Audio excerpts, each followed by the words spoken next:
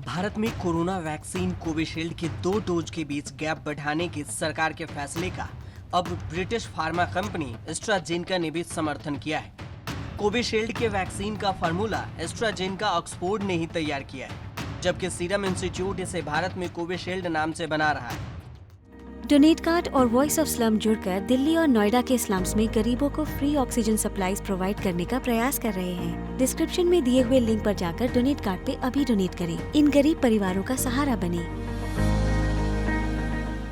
AstraZeneca की clinical trial के मुख्य जांचकर्ता प्रोफेसर एंड्रयू पोलार्ड ने कहा, वैक्सीन सिंगल डोज के बाद दूसरे और तीसरे महीने में ज्यादा सुरक्षा प्रदान करती है, यानी इसका सुरक्षा का स्तर और भी बढ़ जाता है। ऐसे में डोज का गैप बढ़ाने के फैसले में कोई कमी नजर नहीं आती।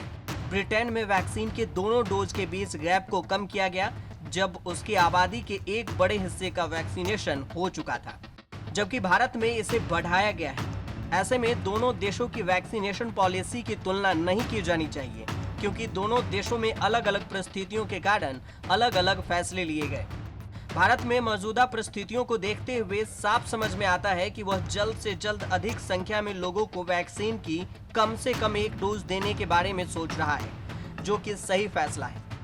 इससे पहले कोविड वर्किंग ग्रुप के चीफ डॉक्टर एन.के. अरोड़ा ने भी फैसले को वैज्ञानिक सबूतों के आधार पर सही बताया था।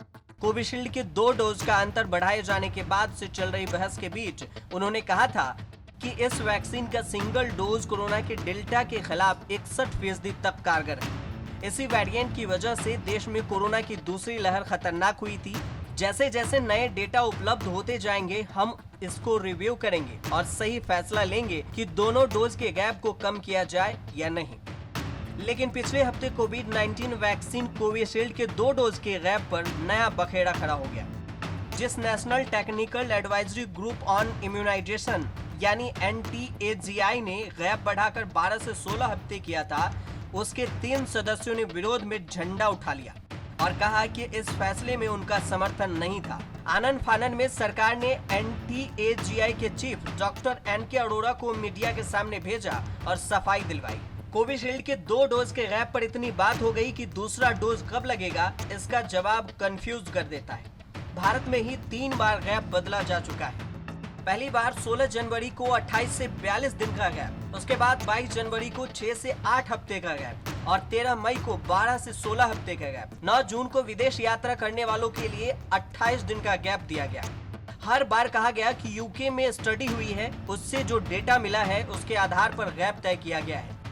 पर अब यूके में 40 से अधिक को 8 हफ्ते के गैप से दूसरा डोज दे रहे हैं। यह फैसला हाल ही में लिया गया जब यूके ने कहा कि डबल डोज से ही डेल्टा वेरिएंट से प्रोटेक्शन मिलता है। खैर, हमारे यहाँ कोविड टास्क फोर्स ने चिताया है कि भारत में डेल्टा प्लस वेरिएंट कोरोना की तीसरी लहर ला सकता है। इससे निपटना है तो यूके जैसा वैक्सीनेशन प्लान बनाना होगा। सवाल तो उठेगा ही, जब यूके में 2 डोज का गैप घट गया है तो हमारे यहाँ 12 हफ्ते का इंतजार क्यों? हर बात में यूके के डेटा की आड़ लेने वाले सरकारी अफसरों के पास फिलहाल इसका कोई जवाब नहीं है। ब्रिटेन के पब्लिक हेल्थ इंग्लैंड यानी PHE ने अप्रैल के अंतिम हफ्ते में आंकड़े जारी कर बताया था कि वैक्सीन के दोनों डोज के बीच 12 हफ्ते का गैप होने पर इसका असर 65% से 88% के बीच रहता है। इसी वजह से ब्रिटेन अल्फा वेरिएंट के कहर से बाहर आ सका। वहां टीके के खुराकों के बीच का अंतर 12 हफ्ते रखा गया था। तो क्या 2 डोज का गैप फिर घटेगा? इसके लिए डेटा चाहिए। वैक्सीनेशन पर बने ग्रुप के सदस्य और देश के top vaccine scientist doctor Gagandeep Kang ने कहा, बहुत से लोग कह रहे हैं कि 2 डोज का गैप घटाकर 8 हफ्ते कर दो, पर इतनी जल्दीबाजी की जरूरत नहीं है। हमारी स्ट्रेटजी का इम्पैक्ट देखना चाहिए।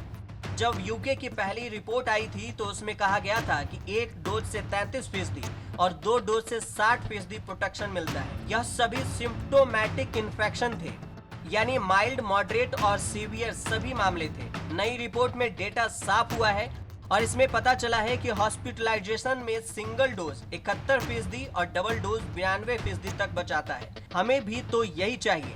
माइल्ड इन्फेक्शन की चिंता करने की जरूरत नहीं है। डॉक्टर गगनदीप कांग के मुताबिक इस समय सप्लाई कम है, अधिक से अधिक आबादी को 1 डोज देकर प्रोटेक्शन देना जरूरी है।